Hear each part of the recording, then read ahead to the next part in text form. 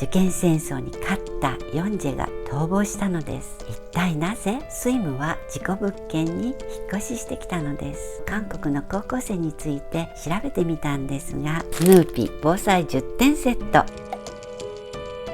皆さんこんにちは、ミステリーマープルです。今日は風の時代の愛の形ボリューム6 Z 世代の話を聞こう前編です。 Z 世代の受験がテーマの韓国ドラマスカイキャッスル。教育と親子の愛について考えるため、ドラマの導入部の謎を3段落に分けてお話しします。ネタバレ注意。まずきっかけ、教育費を何億も払い、本人も苦しみながらも晴れてソウル医大に合格したヨンジェ・ソンゴニさん。ところが入学せず謎の失踪。一体なぜというところから物語は始まります。そもそもタイトルのスカイキャッスルとは特権階級の住まいで、 S が韓国最難関ソウル大学の S、 K は高陵大学の K、 Y は四世大学の Y、 それぞれの頭文字を取ったもの。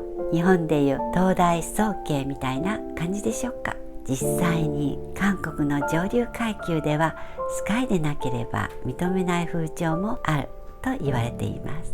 そんなマンション名のスカイキャッスルで受験戦争に勝ったヨンジェが逃亡したのです。一体なぜでしょう。導入部の謎2段目は合格直後、ヨンジェの父はご満悦でしたが、母はふとしたことからヨンジェの日記を見つけます。そこには合格しても進学しない、恋心を抱いた家政婦の娘のもとへ行くと書かれていました。驚いた母親はヨンジェを説得しに行き、口論の末殴りかかります。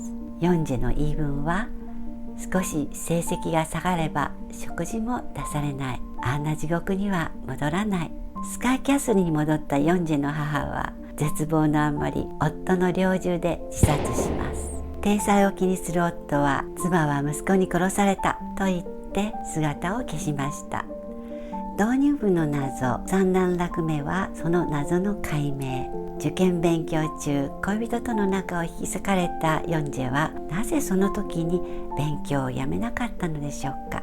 母親に復讐まで考えていたヨンジェはより一層勉強に励んだのです。不可思議ですね。まるで逆。そこには入試コーディネーターキム先生、キム・ソヒョンさんの存在がありました。彼女はソウル大学の元試験官で、学生を希望する大学に合格させるためには手段を選ばず、合格率は 100%、 受験に失敗したらコーディネーター料は全額返金という自信家。そんなキム先生がヨンジェの耳元でささやきます。母親への復讐は合格した後にすれば効果的。合格させるために親への復讐心を煽っていたんですね。キム先生の口癖は、合格するまでが私との関係、その後の家庭崩壊や命のことは責任の外という明確な方針があったのです。怖すぎる面白さのキム先生。今年度の高校に首席で入学した女子イエソキム・ヘユンさんのコーディネーターに着任します。どうなっていくかは見てのお楽しみですが、同じく首席で合格した男子にウジュ・チャニさんがいます。2人の点数は同じでも家庭は対照的。イエソの母ソジン・ヨム・ジョンアさんは文字通り教育ママ。ウジュの母スイム・イ・テランさんはママ母でしたが、ウジュとの関係は良好で、なんと塾にも通わせていません。塾にも通わずに優秀な子供に育てられたのはなぜ？スイムは答えます。子供の目線で考えただけ。スイムは植物が好きな童話作家でした。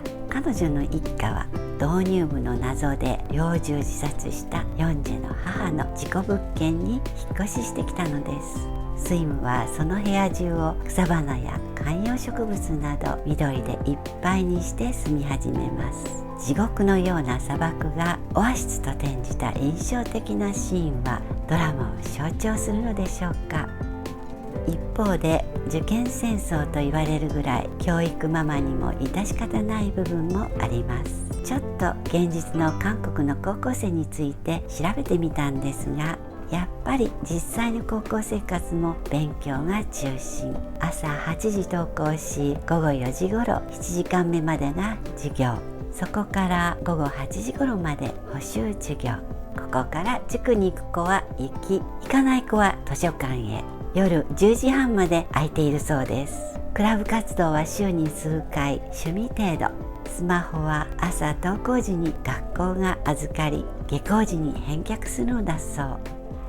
受験のプレッシャーからパラノイア的傾向に陥ってしまう人もいるのだとか。パラノイアとは不安や恐怖を強く感じる環境で教育を受けている場合に周りから批判されるのではないかと常にビクビクしたり、自分を特殊な人間であると信じ込もうとする妄想を抱くこと、不安と恐怖の中にいる人がかかるんですね。そういえば不安が募って正常に判断ができないスカイキャッスルの登場人物たくさん出てきます。親も子も。例えば主席のイエソは自分勝手で友人に嫌われています。ところが同じ主席でもウジュは穏やかな性格で人に好かれています。勉強は同じくらいできるのに両極端。本当の知性って何なんでしょう。生徒たちが本当の知性を持っていそうな対照的なドラマを次回ご紹介します。春先のような雰囲気の韓国ドラマ18の瞬間。今日の付録はスヌーピーもしもの時の防災10点セット。リーネル2021年10月増刊号の付録で、表紙は松岡真由さん。つい後回しになりがちな防災セット10点の内訳は、かわいいポーチ、開けやすいリボン付き、大人がかぶれるアルミブランケットは広げると約 1×2 メートル、ウェットティッシュ、救援を呼べるホイッスル付きライト、ホイッスルを外すとペンの機能も、マスクと保存袋が各3枚で計10点。マスクには小さくスヌーピーたちがデザイン。絶対欲しいホイッスルのライトの電池が交換不可な点は残念でしたが、外出時のもしもに備えて無理なく持ち歩けるサイズ。全部入れてもまだ余裕があり、軽量コンパクトで普段使いにもおすすめです。日本は毎年9月1日が防災の日。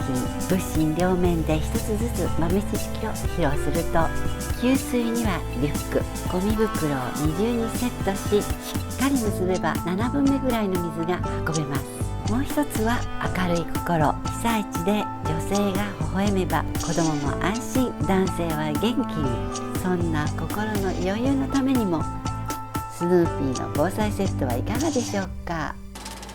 チャンネル登録、いいねボタンもよろしくね。ではではまたね。